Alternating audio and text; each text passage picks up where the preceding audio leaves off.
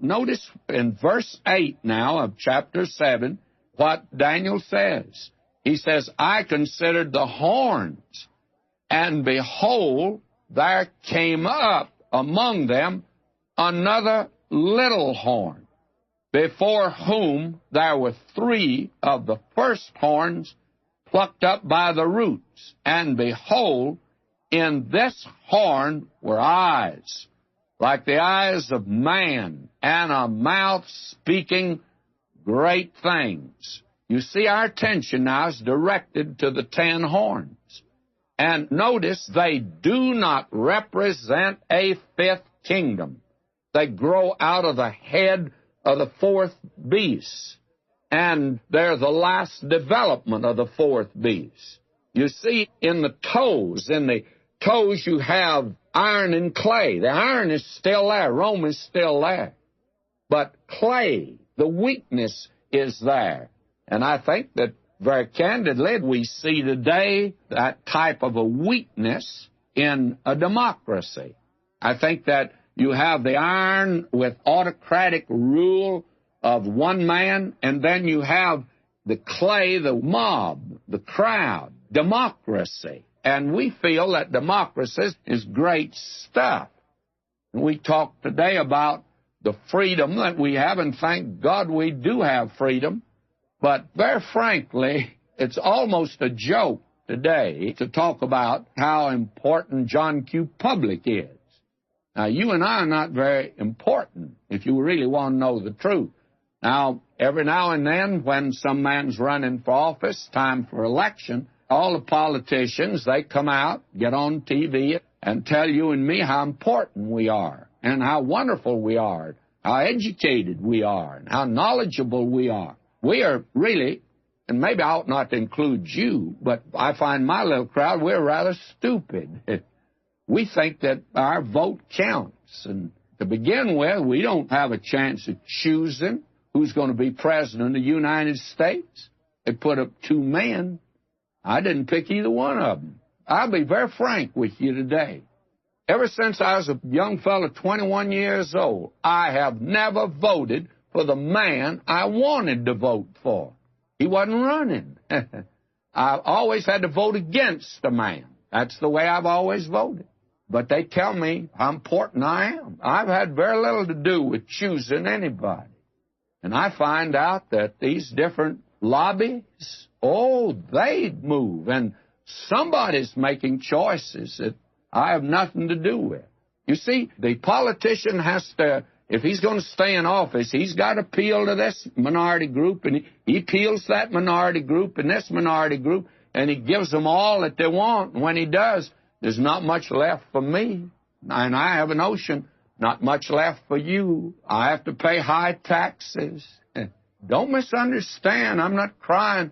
I thank God for the liberty I had. But friends, as I said last time, I think we've been brainwashed, if you want to know the truth.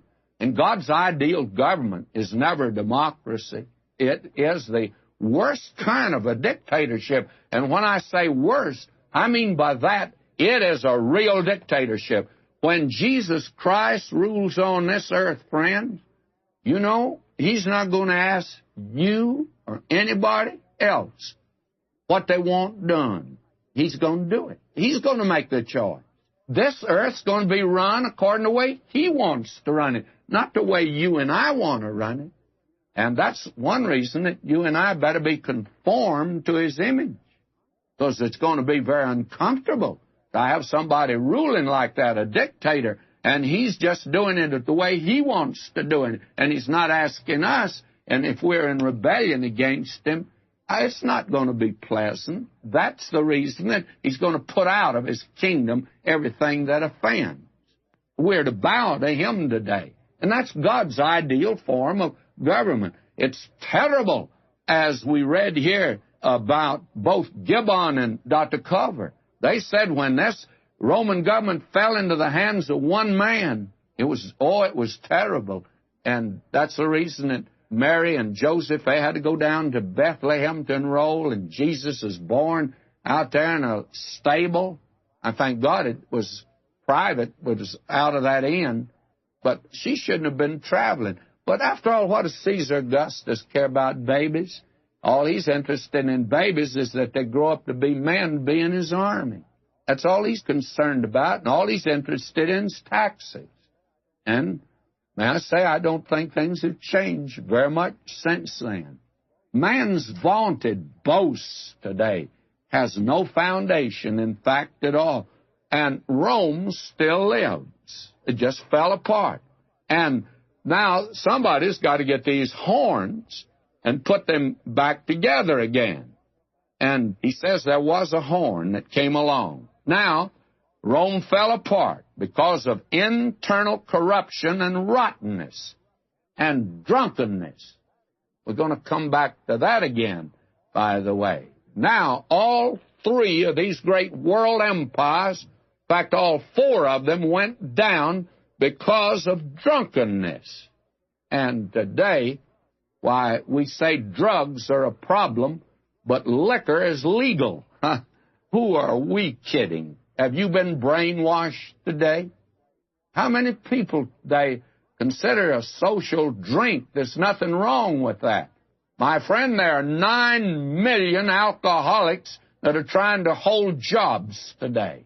That's part of our problem in this country right now. That doesn't include the number of women that are drunks today, and you can't get those figures because that's kept undercover, you see, until she either commits suicide or has to be put in a mental institution. That's the picture of America in this dark hour in which we live. Now, will you notice that Rome fell apart? And I've already given this, but let me give it again. Rome was like Humpty Dumpty. Humpty Dumpty sat on a wall. Humpty Dumpty had a great fall. And all the king's men and all the king's horses, they can't put Humpty Dumpty back together again. Interesting, isn't it, that they're looking for a man to put it back together again. Now, what happened to Rome? Rome's going to be put together again. It was the historian, the German historian Hoffmann, who wrote this, and will you listen to him? I'm quoting. When Germans and Slavs advanced partly into Roman ground, anyhow into the historical position of the Roman Empire, their princes intermarried with Roman families. Charlemagne was descended from a Roman house. Almost at the same time, the German Emperor Otho II and the Russian Grand Prince Vladimir intermarried with daughters of the East Roman Emperor. This was characteristic for the relation of the immigrating nations to Rome.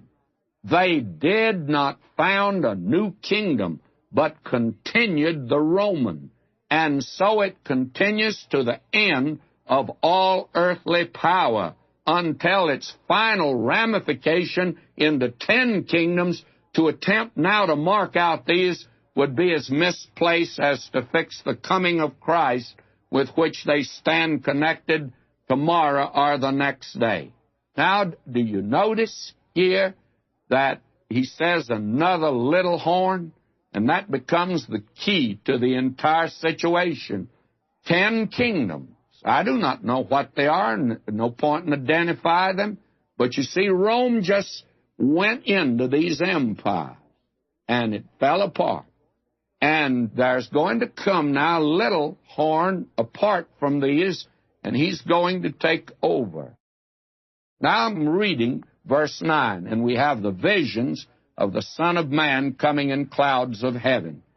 Verse 9, I beheld till the thrones were placed, that is, cast down, and the Ancient of Days did sit, whose garment was white as snow, and the hair of his head like the pure wool. His throne was like the fiery flame, and his wheels as burning fire. Now you see the scene now shifts to heaven, where the throne of God is revealed. And we believe that this is the same scene that's described in the 4th chapter of Revelation and also in the 5th chapter. It's the preparation for the judgment of the great tribulation and the second coming of Christ to the earth. He says, I beheld till the thrones were placed. Now that corresponds to Revelation 4:4, because while in Revelation John gives the number of the elders and other details, Daniel is not concerned with such, because he's not speaking of the church. His subject does not include the church and its future at all.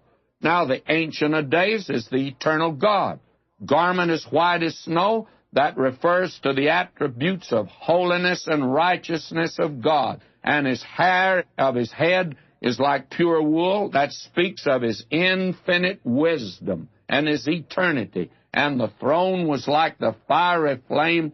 That speaks of judgment. And the wheels as burning fire. That speaks of the resistless energy and restless power of God. We saw that in Ezekiel, the first chapter, that God is moving forward to the accomplishment of his purpose.